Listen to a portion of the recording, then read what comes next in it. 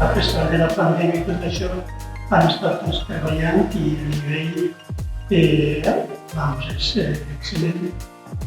I per això també, com us ha sigut un poc difícil escollir, perquè són estils diferents i estan totes representats. Clar, hi ha moltes coses que ens agraden, però que hay que seleccionar.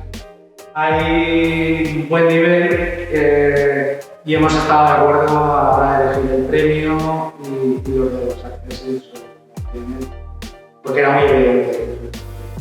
Piezas que destacan un poco del resto. Jo el que tinc que dir en síntesi és que està representat tota la facultat de Belles Arts. N'hi ha algo de figuració, n'hi ha ceràmica, n'hi ha pedra ben treballada, n'hi ha ferro, una preciositat. Han fet una selecció que jo crec que esta Bienal donarà que fer.